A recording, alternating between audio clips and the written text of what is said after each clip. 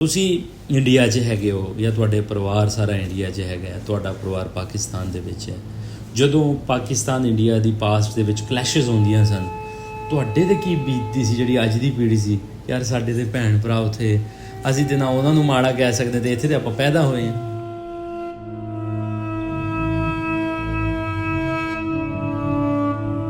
ਸਾਡੇ ਘਰ ਦੇ ਇਹੀ ਸਮਝਦੇ ਪਏ ਸੀ ਕਿ ਉਹ ਹੁਣ ਨਹੀਂ ਰਹੀਆਂ, ਕਿਸੇ ਨੇ ਮਾਰ ਦਿੱਤੀਆਂ। ਹਾਂ, ਮਾਰ ਦਿੱਤੀਆਂ ਹੋਈਆਂ ਹਾਲਾਤਾਂ ਮੁਤਾਬਕ। ਜੀ। ਸਾਡੀ ਦਾਦੀ ਦਾ ਦੱਸਦੇ ਆ ਕਿ ਦਾਦੀ ਸਾਡੀ ਰੋਜ਼ਾਨਾ ਪੈਦਲ ਰੇਲਵੇ ਸਟੇਸ਼ਨ ਤੇ ਜਾਂਦੀ ਸੀ। ਜਿਸ ਵੇਲੇ ਟਾਈਮ ਹੁੰਦਾ ਸੀ ਗੱਡੀ ਤੇ ਆਉਣ ਦਾ, ਤੇ ਉਹ ਬੈਠੀ ਰਹਿੰਦੀ ਸੀ। ਜਦੋਂ ਗੱਡੀ ਦੇਖਦੀ ਸੀ ਕਿ ਕੋਈ ਨਹੀਂ ਉਤਰਿਆ, ਫਿਰ ਉਹਨੇ ਰੋਈ ਜਾਂਦੀ ਸੀ ਔਰ ਉਹਦੀਆਂ ਅੱਖਾਂ ਰੋ ਰੋ ਕੇ ਉਹਨੂੰ ਦਿਖਣਾ ਬੰਦ ਹੋ ਗਿਆ। ਉਸ ਤੋਂ ਬਾਅਦ ਉਹਨੇ ਡੈਥ ਹੋ ਗਈ।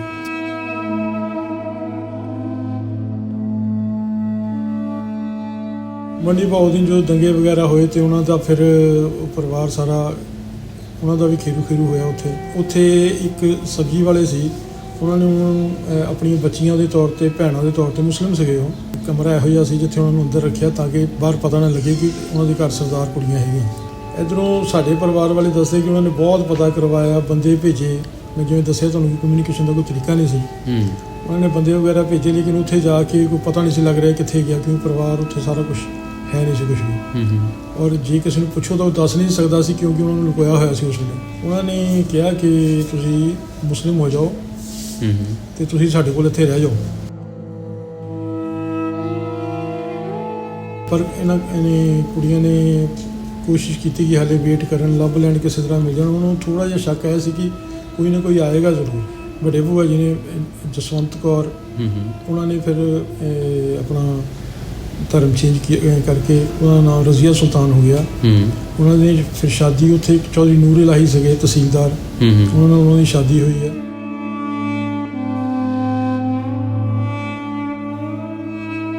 ਵੀਰ ਜੀ, ਤੁਹਾਡੇ ਪਰਿਵਾਰ 'ਤੇ ਜੋ ਬੀਤੀ ਹੈ ਉਹ ਤਾਂ ਇੱਕ ਫਿਲਮੀ ਕਹਾਣੀ ਆਪਾਂ ਕਹਿ ਸਕਦੇ ਹਾਂ ਕਿ ਜੋ ਤੁਸੀਂ ਆਪਣੇ ਲਫ਼ਜ਼ਾਂ 'ਚ ਬਿਆਨ ਕੀਤੇ। ਔਰ ਬੜੀ ਸੋਹਣੀ ਗੱਲ ਤੁਸੀਂ ਕੀਤੀ ਕਿ ਕੁਝ ਐਸੇ ਸਵਾਲਾਤ ਹੁੰਦੇ ਨੇ ਜ਼ਿੰਦਗੀ ਦੇ ਵਿੱਚ ਜੋ ਨਹੀਂ ਕੀਤੇ ਜਾ ਸਕਦੇ। ਅਸੀਂ ਗਏ ਤਾਂ ਸਾਡੀ ਭੈਣ ਬਾਹਰ ਖੜੀ ਸੀਗੀ, ਜਿਹਦੀ ਸ਼ਾਦੀ ਸੀ ਅਗਲੇ ਦਿਨ। ਅੱਛਾ। ਤੇ ਅਸੀਂ ਉਹਦੇ ਕੋਲ ਪਹੁੰਚੇ ਹਾਂ ਤੇ ਉਹਨੇ ਦੂਰੋਂ ਦੇਖਿਆ ਕਿ ਸਰਦਾਰ ਆਇਆ। ਉਹਨੇ ਮੈਨੂੰ ਨੇੜਿਓਂ ਦੇਖਿਆ, ਕਿਉਂਕਿ ਫੋਟੋਆਂ ਨਾਲ ਅਫਸਰ ਹੁੰਦਾ ਸੀ। ਹਾਂਜੀ। ਤੇ ਮੈਨੂੰ ਜੱਫੀ ਪਾ ਲਈ ਤੇ ਨਾਲ ਹੀ ਜੱਫੀ ਪਾ ਕੇ ਨਾਲ ਹੀ ਮੇਰੀ ਬਾਹਾਂ 'ਚ ਬੇਹੋਸ਼ ਹੋ ਗਈ। ਉਹਨੂੰ ਸ਼ੌਕ ਹੀ ਨਾ ਲੱਗਾ ਕਿ ਮੇਰੀ ਸ਼ਾਦੀ 'ਤੇ ਮੇਰਾ ਭਰਾ ਆਇਆ ਇੰਡੀਆ ਤੋਂ।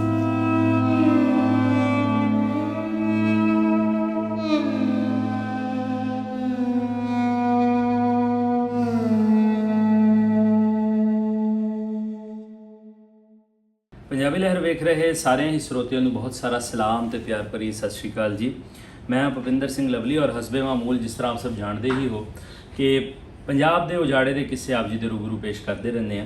ਮੇਰੇ ਨਾਲ ਇਸ ਵੇਲੇ ਜੋ ਵੀਰ ਜੀ ਮੌਜੂਦ ਨੇ, ਇਹਨਾਂ ਦੀ ਕਹਾਣੀ 47 ਵੇਲੇ ਇੱਕ ਅਜਿਹੀ ਕਹਾਣੀ ਹੈ, 47 ਦਾ ਸੰਤਾਪ ਉਜਾੜੇ ਵੇਲੇ। ਇਹਨਾਂ ਦਾ ਪਰਿਵਾਰ ਵੀ ਜਿਹੜਾ ਸੀ ਉਹ ਖੇਰੂ ਹੋ ਗਿਆ ਸੀ। ਇਹਨਾਂ ਦੇ ਵੱਡਿਆਂ ਦਾ ਪਰਿਵਾਰ ਜਿਹੜਾ ਸੀ ਉਹ ਖੇਰੂ ਹੋ ਗਿਆ ਸੀ। ਔਰ ਜੋ ਤਗਦੋ ਇਹਨਾਂ ਦੇ ਵੱਡ ਵਡੇਰਿਆਂ ਨੇ ਉਸ ਵੇਲੇ 47 ਵੇਲੇ ਹੰਡਾਈ, ਔਰ ਉਸ ਤੋਂ ਬਾਅਦ ਜਿਹੜੇ ਜੀ ਗਵਾਚ ਗਏ ਸੀ ਉਹਨਾਂ ਲਈ ਕੀ ਕੁਝ ਕੋਸ਼ਿਸ਼ਾਂ ਕਰਨੀਆਂ ਪਈਆਂ, ਔਰ ਫਿਰ ਉਹ ਲੋਕ ਕਿਸ ਤਰ੍ਹਾਂ ਮਿਲ ਪਏ, ਔਰ ਅੱਜ ਫਿਰ ਪਾਕਿਸਤਾਨ ਕਿਸ ਕਰਕੇ ਆਏ ਨੇ, ਇਹ ਸਾਰੀਆਂ ਗੱਲਾਂ ਇਹਨਾਂ ਨਾਲ ਕਰਾਂਗੇ। ਹਾਂਜੀ, ਸਤਿ ਸ਼੍ਰੀ ਅਕਾਲ ਜੀ। ਸਤਿ ਸ਼੍ਰੀ ਅਕਾਲ ਜੀ। ਕੀ ਹਾਲ ਚਾਲ ਤੁਹਾਡਾ? ਠੀਕ ਠਾਕ। ਸਭ ਤੋਂ ਪਹਿਲੇ ਅਗਰ ਤੁਸੀਂ ਆਪਣਾ ਨਾਂ ਦੱਸ ਦਿਓ। ਮੇਰਾ ਨਾਮ ਬਰਜਿੰਦਰ ਸਿੰਘ ਹੈ ਜੀ, ਮੈਂ ਹੁਸ਼ਿਆਰਪੁਰ ਤੋਂ ਆਇਆ ਜੀ। ਹੁਸ਼ਿਆਰਪੁਰ ਤੋਂ ਆਏ ਹੋ ਤੇ ਤੁਸੀਂ ਇੰਡੀਆ ਦੇ ਵਿੱਚ ਕੀ ਕਰਦੇ ਹੋ? ਮੈਂ ਗਵਰਨਮੈਂਟ ਸਰਵਿਸ ਕਰਦਾ। ਗਵਰਨਮੈਂਟ ਸਰਵਿਸ ਕਰਦੇ ਹੋ। ਅੱਛਾ, ਕਿਹੜਾ ਇਲਾਕਾ ਸੀ ਤੁਹਾਡੇ ਵੱਡ ਵਡੇਰਿਆਂ ਦਾ ਪਾਕਿਸਤਾਨ ਦੇ ਵਿੱਚ? ਸਾਡੇ ਬਜ਼ੁਰਗ ਜਿਹੜੇ ਆ ਉਹ ਮੀਆਂ ਚੰਨੂ ਤੋਂ ਸੀਗੇ। ਮੀਆਂ ਚੰਨੂ? ਸਾਡੇ ਮੀਆਂ ਚੰਨੂ ਦਾਦਾ ਜੀ ਸੀਗੇ ਤੇ ਮੇਰੇ ਫਾਦਰ ਦਾ ਜਨਮ ਵੀ ਉੱਥੇ ਹੀ ਹੋਇਆ। ਸਾਡੇ ਰਾਦਰ ਸਾਰੀ ਉਹਨਾਂ ਦੀ ਫੈਮਿਲੀ ਦਾ ਜਨਮ ਉੱਥੇ ਹੀ ਹੋਇਆ ਸੀ, ਮੀਆਂ ਚੰਨੂ ਦੇ ਵਿੱਚ। ਤੁਹਾਡੇ ਪਿਤਾ ਜੀ ਦਾ ਕੀ ਨਾਮ ਸੀ? ਸਰਦਾਰ ਪਰਦਮਨ ਸਿੰਘ ਉਹਨਾਂ ਦਾ ਨਾਮ ਸੀ। ਔਰ ਦਾਦਾ ਜੀ ਦਾ? ਦਾਦਾ ਜੀ ਸਰਦਾਰ ਸ਼ੇਰ ਸਿੰਘ। ਔਰ ਇਹ ਮੀਆਂ ਚੰਨੂ ਸ਼ਹਿਰ ਦੇ ਵਿੱਚ ਰਹਿਣ ਵਾਲੇ ਸੀ? ਹਾਂਜੀ, ਸ਼ਹਿਰ ਦੇ ਵਿੱਚ। ਉੱਥੇ ਮਿਲ ਹੈ, ਸੂਤ ਦੀ ਮਿਲ ਹੈ। ਮੈਂ ਦੇਖ ਕੇ ਆਇਆ, ਮੈਂ ਜਾ ਕੇ ਆਇਆ ਉੱਥੇ ਮੀਆਂ ਚੰਨੂ 2 ਸਾਲ ਪਹਿਲਾਂ। ਤੇ ਉੱਥੇ ਮਿਲ ਦੇ ਨਾਲ ਹੀ ਉਹਨਾਂ ਦਾ ਘਰ ਸੀ। ਸਹੀ। ਤੇ ਉਹ ਐਕਚੁਅਲੀ ਸਾਡੇ ਇੱਕ ਭੂਆ ਸੀ, ਉਸ ਵੇਲੇ ਉਹਨਾਂ ਦਾ ਨਾਮ ਜਸਵੰਤ ਕੌਰ ਸੀ। ਉਹ ਉਹਨਾਂ ਦੀ ਸ਼ਾਦੀ ਹੋਈ ਸੀ ਮੰਡੀ ਬਹਾਉਦੀਨ ਜੀ। ਤੇ ਸਾਡੀ ਛੋਟੀ ਭੂਆ ਹਰਭਜਨ ਕੌਰ, ਉਹਨਾਂ ਨੂੰ ਮਿਲਣ ਗਏ ਹੋਏ ਸੀ। ਉਹ ਬੜੇ ਛੋਟੇ ਸੀ ਉਸ ਵੇਲੇ। ਤੇ ਜਦੋਂ ਇਹ ਵੰਡ ਸ਼ੁਰੂ Partition ਹੋਈ ਹੈ, ਹੋਈ। ਪਾਰਟੀਸ਼ਨ ਹੋਈ ਹੈ, ਤੇ ਉੱਥੇ ਵੀ ਕਾਫੀ ਖੱਪ ਪਈ ਹੈ, ਕਤਲੋਗਾਰਤ ਹੋਈ, ਤੇ ਉਦੋਂ ਕਮਿਊਨੀਕੇਸ਼ਨ ਦਾ ਬਹੁਤਾ ਹੁੰਦਾ ਨਹੀਂ ਸੀ, ਢੰਗ ਤਰੀਕਾ ਨਹੀਂ ਜੀ ਸੀ, ਬਿਲਕੁਲ ਮਸਲਾ ਹੈ ਸੀ। ਤੇ ਉਹ ਜਿਹੜੇ ਹਰਭਜਨ ਕੌਰ ਦਾ ਕੋਈ ਤਰੀਕਾ ਨਹੀਂ ਸੀ ਕਿ ਉਹਨੂੰ ਵਾਪਸ ਭੇਜਿਆ ਜਾ ਸਕੇ ਮੀਆਂ ਚੰਨੂ। ਫਿਰ ਮੀਆਂ ਚੰਨੂ ਤੋਂ ਸਾਡੀ ਸਾਰੀ ਫੈਮਿਲੀ ਨਿਕਲ ਕੇ ਆ ਗਈ ਸੀ, ਉੱਥੋਂ ਨਿਕਲ ਗਏ, ਤੇ ਹਰਭਜਨ ਕੌਰ ਤੇ ਜਸਵੰਤ ਕੌਰ ਜਿਹੜੇ ਸੀਗੇ, ਜਸਵੰਤ ਕੌਰ ਉਰਫ ਰਜ਼ੀਆ ਸੁਲਤਾਨ, ਉਹ ਮੰਡੀ ਭਾਓ ਦੀ ਨਹੀਂ ਰਹਿ ਗਏ। ਮੰਡੀ ਭਾਓ ਦੀ ਜਦੋਂ ਦੰਗੇ ਵਗੈਰਾ ਹੋਏ ਤੇ ਉਹਨਾਂ ਦਾ ਫਿਰ ਉਹ ਪਰਿਵਾਰ ਸਾਰਾ, ਉਹਨਾਂ ਦਾ ਵੀ ਖੀਰੂ ਹੋਇਆ ਉੱਥੇ।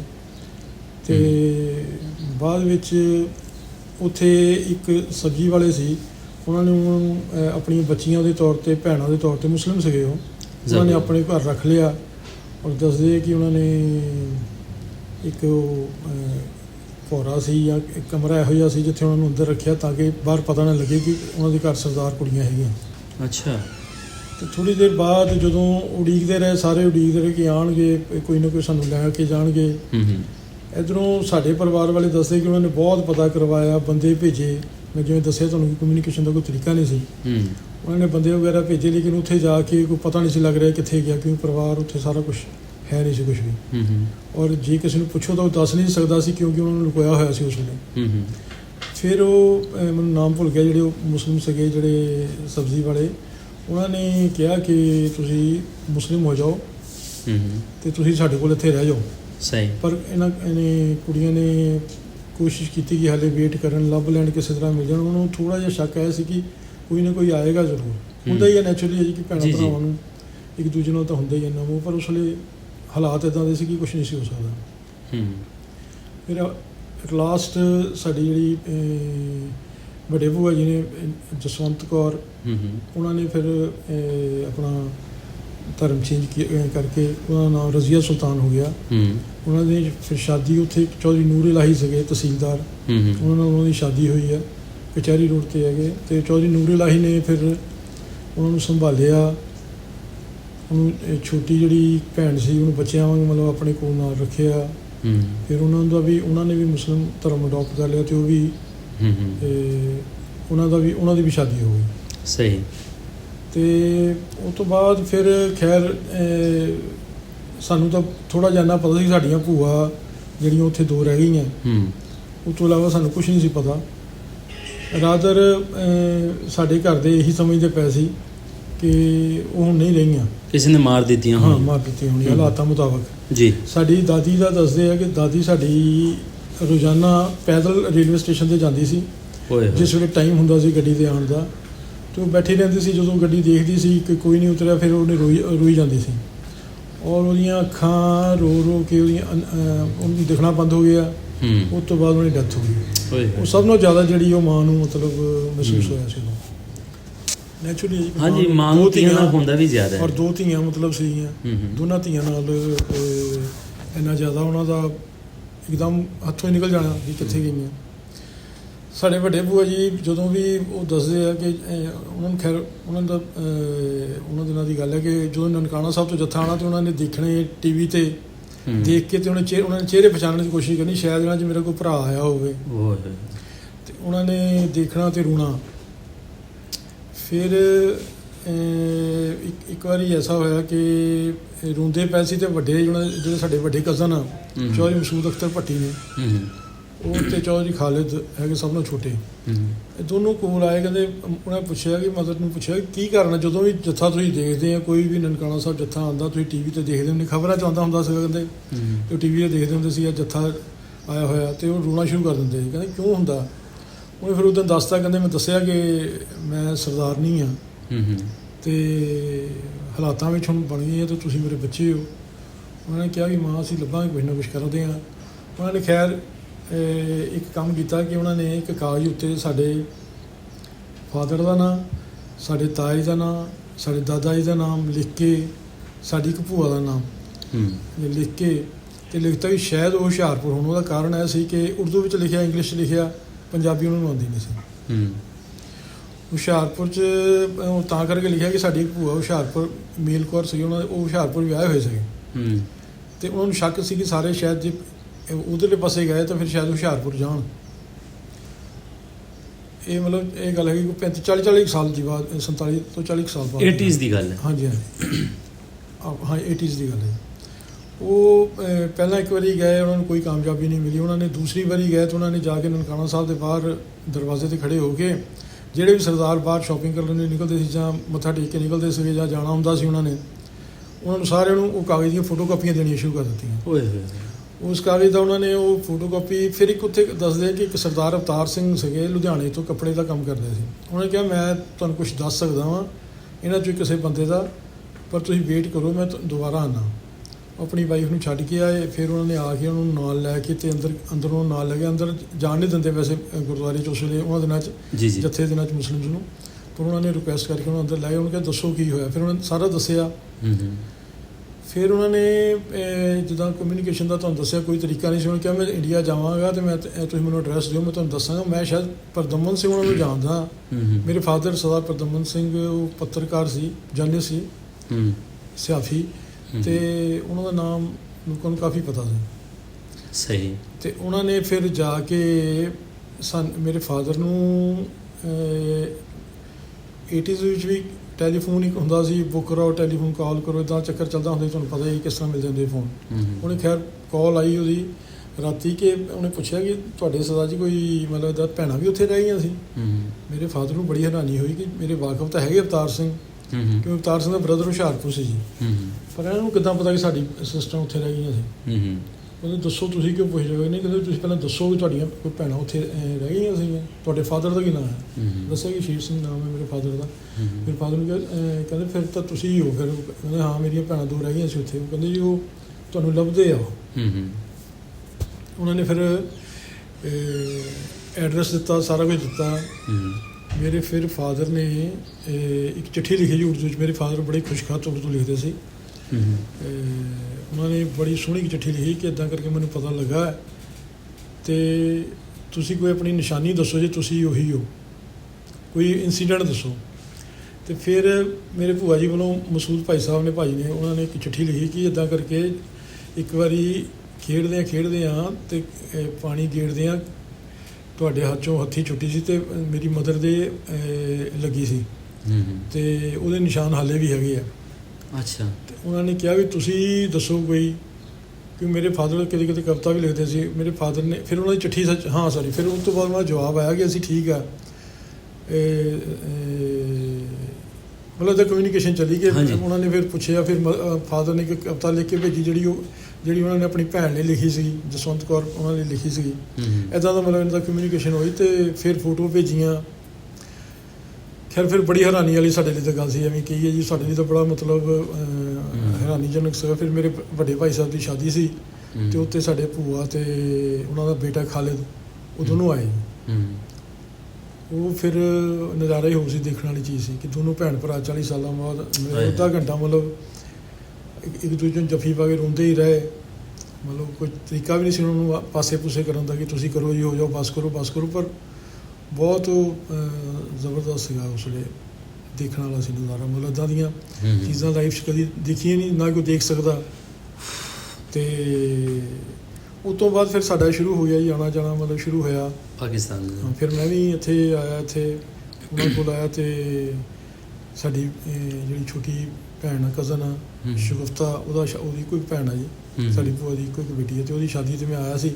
ਅਸੀਂ ਸਾਰੇ ਜਾਣੇ ਆਏ ਸੀ ਅਤੇ ਉਹ ਵੀ ਬੜਾ ਮਜ਼ੇਦਾਰ ਹੋਇਆ ਕਿ ਅਸੀਂ ਮਤਲਬ ਸਾਨੂੰ ਵੀਜ਼ਾ ਜਿਸ ਦਿਨ ਮਿਲਿਆ ਅਤੇ ਅਗਲੇ ਦਿਨ ਸ਼ਾਦੀ ਸੀ। ਅਸੀਂ ਮਤਲਬ ਕਮਿਊਨੀਕੇਟ ਨਹੀਂ ਕਰ ਸਕੇ ਕਿ ਅਸੀਂ ਆ ਰਹੇ ਹਾਂ। ਅੱਛਾ।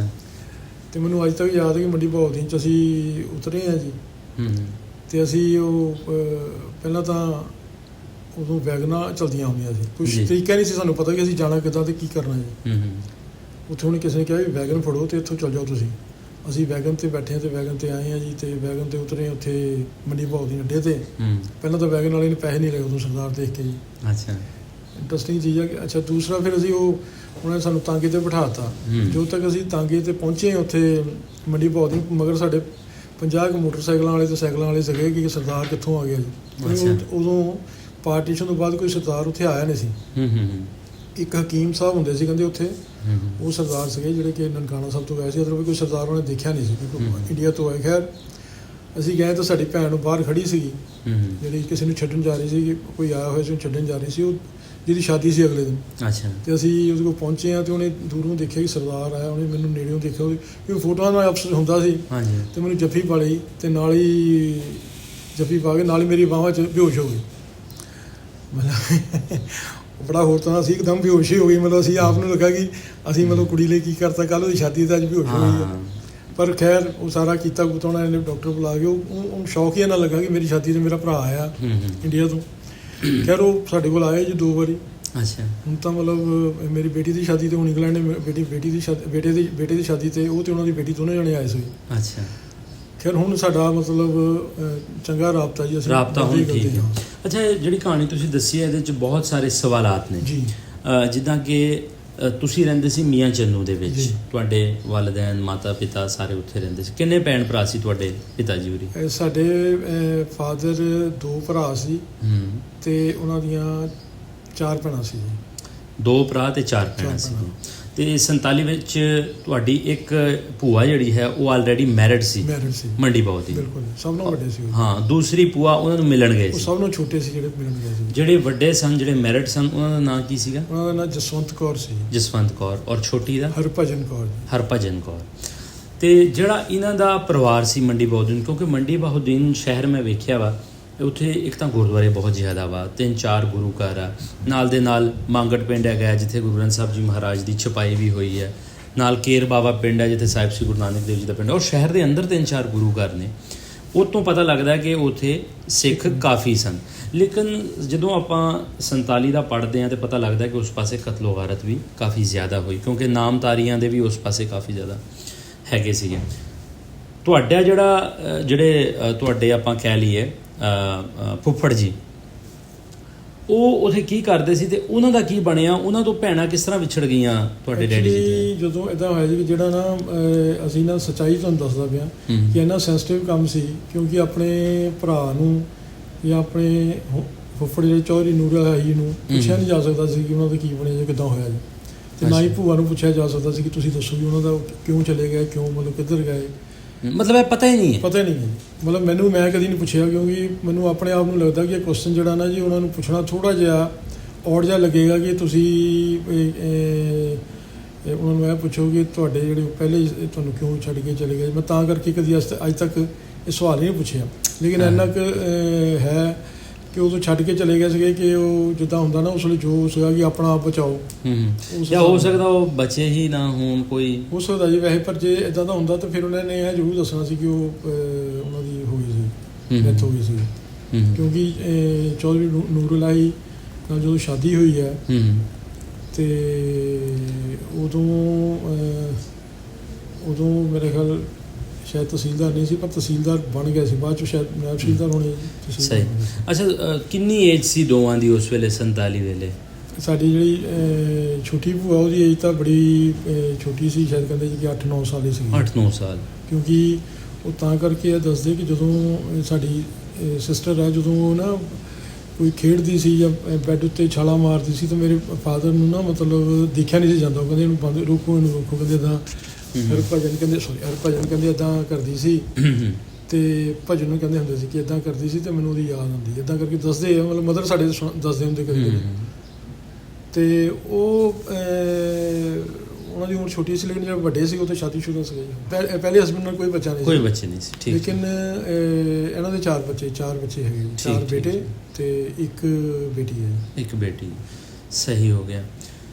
ਇਸ ਤੋਂ ਇਲਾਵਾ ਤੁਹਾਡੇ ਵਾਲੇ ਪਾਸੇ, ਕਿਉਂਕਿ ਹੁਣ ਦੂਸਰੇ ਪਾਸੇ ਤਾਂ ਸਾਡੇ ਕੋਲ ਕੋਈ ਜੀ ਤਾਂ ਹੁਣ ਨਹੀਂ ਬਚੇ। ਆਈ ਵਿਟਨੈਸ ਹੌਲੀ ਕਰਕੇ ਸਾਡੀ ਵੱਡੀ ਭੂਆ ਦੀ ਡੈਥ ਹੋਈ, ਫਿਰ ਛੋਟੀ ਭੂਆ ਦੀ ਡੈਥ ਹੋਈ, ਮੇਰੇ ਫਾਦਰ ਦੀ ਵੀ ਡੈਥ ਹੋਈ, ਸਾਡੀਆਂ ਬਾਕੀ ਭੂਆ ਦੀ ਵੀ ਡੈਥ ਹੋਈਆਂ, ਮੇਰੇ ਚਾਚਾ ਜੀ ਦੀ ਵੀ ਡੈਥ ਹੋਈ।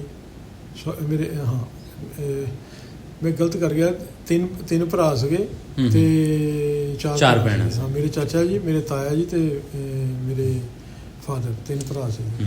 ਤੁਸੀਂ ਆਪਣੀ ਦਾਦੀ ਜੀ ਬਾਰੇ ਦੱਸਿਆ ਕਿ ਉਹ ਤਾਂ ਜਿਸ ਤਰ੍ਹਾਂ ਉਹਨਾਂ ਦਾ ਦੇਹਾਂਤ ਹੋਇਆ, ਰੋ ਕੇ ਜੋ ਬੁਰਾ ਹਾਲ ਹੋਇਆ, ਤੁਸੀਂ ਦੱਸਿਆ ਕਿ ਉਹ ਅੰਨੀ ਤੱਕ ਹੋ ਗਏ ਸਨ। ਪਿਤਾ ਜੀ ਦਾ ਕੀ ਹਾਲਾਤ ਸਨ? ਦਾਦਾ ਜੀ ਦੇ ਕੀ ਹਾਲਾਤ ਸਨ? ਦਾਦਾ ਜੀ ਦੇ ਵੀ ਮਤਲਬ ਪਿਓ ਦਾ ਬੱਚਿਆਂ ਨਾਲ ਬਹੁਤ ਹੁੰਦਾ, ਪਰ ਉਹਨਾਂ ਦਾ ਨਾ ਜਿੱਦਾਂ ਇੱਕ ਹੌਸਲਾ ਹੁੰਦਾ, ਬੰਦਿਆਂ ਵਿੱਚ ਹੌਸਲਾ ਹੁੰਦਾ, ਉਹ ਹੌਸਲਾ ਕਰ ਲੈਂਦੇ ਆ ਕਿਉਂਕਿ ਸਾਰਿਆਂ ਨੂੰ ਇਹ ਹੋ ਚੁੱਕਾ ਸੀ, ਜਿਹੜਾ ਡੈਥ ਹੋ ਚੁੱਕੀ ਹੈ, ਜੋ ਤਾਂ ਮਰ ਚੁੱਕੇ ਆ। ਉਹਨਾਂ ਨੇ ਜਿੱਦਾਂ ਹੌਸਲਾ ਰੱਖਿਆ ਹੋਇਆ ਸੀ। ਦੱਸਦੇ ਆ ਜੀ ਕਿ ਉਹਨਾਂ ਨੇ ਆਏ ਆ ਪਾਕਿਸਤਾਨ ਬਣਨ ਤੋਂ ਬਾਅਦ ਪਾਕਿਸਤਾਨ ਆਏ ਆ, ਜਿੱਥੇ ਉੱਥੇ ਮੰਡੀ ਭਾਊ ਦੀ ਵੀ ਚੱਕਰ ਮਾਰ ਕੇ ਆਏ, ਦੇਖ ਕੇ ਵੀ ਆਏ, ਪਤਾ ਵੀ ਕੀਤਾ ਲੋਕਾਂ ਤੋਂ। ਉਦੋਂ ਉਹਨਾਂ ਨੂੰ ਪਤਾ ਨਹੀਂ ਲੱਗਾ ਜੀ। ਬਸ ਉਸ ਤੋਂ ਬਾਅਦ ਉਹ ਸਮਝਦੇ ਰਹੇ ਕਿ ਸਾਰੇ ਜਿੱਦਾਂ ਉਜਾੜਾ ਪੈ ਗਿਆ ਹੋਇਆ, ਜਿੱਦਾਂ ਘਰਾਂ ਨੂੰ ਅੱਗਾਂ ਲੱਗੀਆਂ ਹੋਈਆਂ, ਸਾਰਾ ਕੁਝ ਖਤਮ ਹੋ ਚੁੱਕਾ ਵਾ, ਅਤੇ ਇਸ ਲਈ ਉਹ ਖਤਮ ਹੋ ਚੁੱਕੀਆਂ। ਉਹਨਾਂ ਨੇ ਆਪਣਾ ਰਿਜ਼ਲਟ ਕੱਢ ਲਿਆ ਸੀ ਕਿ ਉਹਨਾਂ ਖਤਮ ਹੋ ਚੁੱਕੀਆਂ। ਲੇਕਿਨ ਜਿਹੜੇ ਸਾਡੀ ਦਾਦੀ ਸੀ, ਉਹਨੂੰ ਵਿਸ਼ਵਾਸ ਸੀਗਾ ਕਿ ਉਹ ਜਿੰਦੀਆਂ ਹੈਗੀਆਂ, ਕਿਉਂਕਿ ਜਦੋਂ ਤੱਕ ਮੈਨੂੰ ਕੋਈ ਇਹੋ ਜਿਹੀ ਨਹੀਂ ਮਿਲਦੀ, ਪੱਕੀ ਨਹੀਂ ਖਬਰ ਮਿਲਦੀ, ਮੈਂ ਉਹਨੂੰ ਜਿੰਦੀਆਂ ਸਮਝਣਾ। ਔਰ ਉਹਨੇ ਅਖੀਰਲੇ ਦਿਨਾਂ ਤੱਕ, ਜਦੋਂ ਤੱਕ ਉਹ ਬਿਮਾਰ ਨਹੀਂ ਹੋਏ, ਉਹ ਸਟੇਸ਼ਨ 'ਤੇ ਜਾਂਦੇ ਰੋਜ਼ਾਨਾ, ਮਤਲਬ ਰੋਜ਼ਾਨਾ ਜਾਂਦੇ ਹੁੰਦੇ ਸੀ ਉੱਥੇ ਹੀ। ਔਰ ਇਹ ਹੋ ਗਿਆ ਸੀ, ਦੱਸਦੇ ਕਿ ਜਦੋਂ ਨਹੀਂ ਸਾਡੀ ਦਾਦੀ ਕਿਤੇ ਲੱਭਦੀ ਸੀ ਤਾਂ ਉਹਨੂੰ ਪਤਾ ਕਰ ਲਓ ਸਟੇਸ਼ਨ 'ਤੇ ਹੋਣੀ ਹੈ ਜੀ, ਸਟੇਸ਼ਨ 'ਤੇ ਜਾ ਕੇ ਦੇਖ ਕੇ ਕਿ ਟ੍ਰੇਨ ਆਉਣ ਵਾਲੀ ਹੈ ਅਤੇ ਉੱਥੇ ਹੀ ਆਈ ਉਹ। ਔਰ ਪੈਦਲ ਜਾਣਾ ਮੇਰੇ ਖਿਆਲ ਸਾਡੇ ਘਰ ਤੋਂ ਆਲਮੋਸਟ 3 ਕਿਲੋਮੀਟਰ ਹੈਗਾ ਰੇਲਵੇ ਸਟੇਸ਼ਨ। ਔਰ ਬਹੁਤ ਪੁਰਾਣਾ ਸ਼ਹਿਰ ਆ ਅਤੇ ਬਹੁਤ ਪੁਰਾਣਾ ਰੇਲਵੇ ਸਟੇਸ਼ਨ। ਉੱਥੇ ਜਾ ਕੇ ਬੈਠੇ ਰਹਿੰਦੇ ਸੀਗੇ। ਉਹਨੂੰ ਪਤਾ ਹੈਗਾ ਕਿ ਉਹਦੀ ਭੈਣ ਜਿਹੜੀ ਮੈਂ ਤੁਹਾਨੂੰ ਦੱਸਾਂ ਵਿਆਹ ਹੋਏ ਸੀ ਹੁਸ਼ਿਆਰਪੁਰ, ਅਤੇ ਸ਼ਾਇਦ ਇੱਥੇ ਹੀ ਆਉਣਗੀਆਂ। ਸਹੀ। ਅਤੇ ਪਿਤਾ ਜੀ ਦਾਦਾ ਜੀ ਜਿਹੜੇ ਸਨ ਉਹ ਮੀਆਂ ਚੰਨੂ ਤੋਂ ਖੈਰ ਖਰੀਦੀ ਚੱਲ ਗਏ ਸੀ, ਉਹਨਾਂ ਦਾ ਕੋਈ ਨੁਕਸਾਨ ਨਹੀਂ ਹੋਇਆ ਸੀ? ਨਹੀਂ, ਉਹਨਾਂ ਦਾ ਕੋਈ ਨੁਕਸਾਨ ਨਹੀਂ ਸੀ ਹੋਇਆ। ਉਹ ਟਾਈਮ ਸਿਰ ਹੀ ਸਾਰੇ ਜਿਹੜੇ ਚਲੇ ਗਏ ਸੀਗੇ, ਕਿਉਂਕਿ ਉਹਨਾਂ ਨੂੰ ਉੱਥੇ ਹੁਸ਼ਿਆਰਪੁਰ ਇੱਕ ਸੀਗਾ ਘਰ, ਤਾਂ ਕਰਕੇ ਉਹ ਚਲੇ ਗਏ ਸੀ ਨਾਲ। ਫਾਦਰ ਪਹਿਲਾਂ ਥੋੜ੍ਹੀ ਦੇਰ ਹੋਸਟਲ 'ਚ ਰਹੇ, ਉੱਥੇ ਖਾਲਸਾ ਕਾਲਜ ਥੋੜ੍ਹੀ ਦੇਰ ਪੜ੍ਹੇ ਆ, ਥੋੜ੍ਹੀ ਦੇਰ ਫਿਰ ਸਰਗੋਧਾ ਪੜ੍ਹੇ ਆ। ਨਾਲ ਇੱਕ ਉੱਥੇ ਦੱਸਦੇ ਆ ਕਿ ਸਾਡੇ ਥੋੜ੍ਹੇ ਬਹੁਤੇ ਠੀਕ ਸੀ ਉਦੋਂ, ਮਤਲਬ ਖਾਣ ਪੀਣ ਵਾਲੇ ਬੰਦੇ ਸੀਗੇ, ਪੈਸਾ ਸੀਗਾ, 4 ਪੈਸੇ ਸੀਗੇ।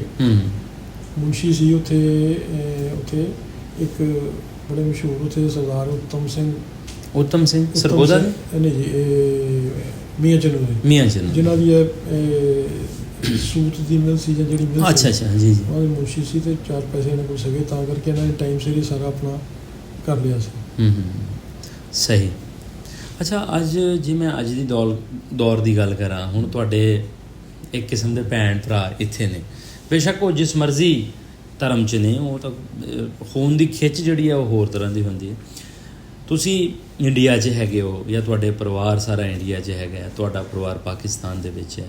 ਜਦੋਂ ਪਾਕਿਸਤਾਨ ਇੰਡੀਆ ਦੀ ਪਾਸਟ ਦੇ ਵਿੱਚ ਕਲੈਸ਼ਿਸ ਹੁੰਦੀਆਂ ਸਨ, ਤੁਹਾਡੇ 'ਤੇ ਕੀ ਬੀਤਦੀ ਸੀ ਜਿਹੜੀ ਅੱਜ ਦੀ ਪੀੜ੍ਹੀ ਸੀ? ਯਾਰ ਸਾਡੇ ਦੇ ਭੈਣ ਭਰਾ ਉੱਥੇ, ਅਸੀਂ ਤਾਂ ਨਾ ਉਹਨਾਂ ਨੂੰ ਮਾੜਾ ਕਹਿ ਸਕਦੇ, ਅਤੇ ਇੱਥੇ ਤਾਂ ਆਪਾਂ ਪੈਦਾ ਹੋਏ ਹਾਂ। ਬੜਾ ਔਖਾ ਹੀ ਹੈ, ਬੜਾ ਔਖਾ। ਬੜਾ ਚੰਗਾ ਤੁਸੀਂ ਕੁਐਸਚਨ ਪੁੱਛਿਆ, ਪਰ ਇਹ ਨਾ ਦਰਅਸਲ ਬਹੁਤ ਜ਼ਿਆਦਾ ਔਖਾ ਕੰਮ ਹੈ। ਉਹਦਾ ਕਾਰਨ ਹੈ ਕਿ ਰਿਲੇਸ਼ਨਸ ਜਿਹੜੇ ਹੈਗੇ ਉਹ ਕੰਟਰੀਜ਼ ਦੇ ਆ, ਪਰਸਨ ਟੂ ਪਰਸਨ ਨਾ। ਤੁਸੀਂ ਦੇਖੋ ਇੱਥੇ ਅਦਰਵਾਈਜ਼ ਵੀ ਤੁਹਾਨੂੰ ਜਦੋਂ ਪਾਕਿਸਤਾਨ ਆਓ ਜਾਂ ਪਾਕਿਸਤਾਨੀ ਉੱਥੇ ਜਾਣ ਨਾ, ਇੰਡੀਆ ਜਾਣ, ਅਤੇ ਮਤਲਬ ਉਹਦੀ ਇੱਜ਼ਤ ਹੀ ਹੈ। ਮਤਲਬ ਸਾਡੀ ਤਾਂ ਬਹੁਤ ਇੱਜ਼ਤ ਹੁੰਦੀ ਹੈ, ਐਵੇਂ ਕਹਾਂ, ਮਤਲਬ ਹਰ ਬੰਦਾ ਹੀ ਇੱਜ਼ਤ ਕਰਦਾ ਇੱਥੇ। ਅਤੇ ਉਸੇ ਤਰ੍ਹਾਂ ਨਾ ਜਦੋਂ ਹੁੰਦਾ ਉਹਨਾਂ ਦਾ, ਦੇਖੋ ਉਹਨਾਂ ਦਾ ਕੰਟਰੀ ਹੈ ਪਾਕਿਸਤਾਨ, ਠੀਕ ਹੈ, ਉਹ 5 ਨਮਾਜ਼ੀ ਮੁਸਲਮਾਨ ਵੀ ਨਹੀਂ, ਅਤੇ ਉਹ ਪੱਕੇ ਨੇ, ਉਹ ਕੱਟਣ ਨੇ ਆਪਣੇ ਲਈ। ਅਤੇ ਸਾਡਾ ਕੰਟਰੀ ਇੰਡੀਆ ਹੈ, ਅਸੀਂ ਵੀ ਪੱਕੇ ਹਾਂ, ਅਸੀਂ ਆਪਣੇ ਲਈ। ਦੇਖੋ, ਲੇਕਿਨ ਕਦੀ ਕੋਈ ਇੱਦਾਂ ਦਾ ਕੋਈ ਨਾ ਕਦੀ ਸਵਾਲ ਨਾ ਅਸੀਂ ਉਹਨਾਂ 'ਤੇ ਪੁੱਛਿਆ ਕੀਤਾ, ਅਤੇ ਨਾ ਹੀ ਉਹਨਾਂ ਨੇ ਸਾਡੇ 'ਤੇ ਕੀਤਾ। ਨਾ ਅਸੀਂ ਉਹਨਾਂ ਨੇ ਕਦੀ ਧਰਮ ਦੀ ਗੱਲ ਕੀਤੀ, ਨਾ ਅਸੀਂ ਕੀਤੀ। ਭੈਣ ਭਰਾ ਦਾ ਜਿਹੜਾ ਹੈਗਾ ਖੂਨ ਦਾ ਰਿਸ਼ਤਾ, ਉਹ ਖੂਨ ਦਾ ਹੀ ਹੈ। ਹੁਣ ਸਾਡੀ ਭੈਣ 2 ਮਹੀਨੇ ਪਹਿਲਾਂ ਤੁਹਾਨੂੰ ਦੱਸਿਆ ਸ਼ਾਦੀ ਹੋਈ, ਅਤੇ ਉਹ ਆਏ ਸੀਗੇ ਇੱਥੋਂ ਇੰਗਲੈਂਡ ਤੋਂ ਪਾਕਿਸਤਾਨੀ ਪਾਸਪੋਰਟ 'ਤੇ ਆਏ, ਉਹਨਾਂ ਦੀ ਬੇਟੀ ਵੀ ਆਈ। ਅਤੇ ਸਾਰੇ ਉਹਨੇ ਜਿੱਦਾਂ ਭੂਆ ਕਰਦੀਆਂ ਉਹਨੇ ਉੱਦਾਂ ਹੀ ਕੀਤਾ, ਮਤਲਬ ਉੱਦਾਂ ਹੀ ਸਾਡਾ ਵਿਆਹ ਅਟੈਂਡ ਕੀਤਾ, ਉੱਦਾਂ ਹੀ ਉਹਨੇ ਖੁਸ਼ੀ ਮਨਾਈ। ਲੇਕਿਨ ਨਾ ਸਾਨੂੰ ਕੋਈ ਫਰਕ ਨਜ਼ਰ ਆਇਆ ਕਿ ਮੁਸਲਿਮ ਹੈ।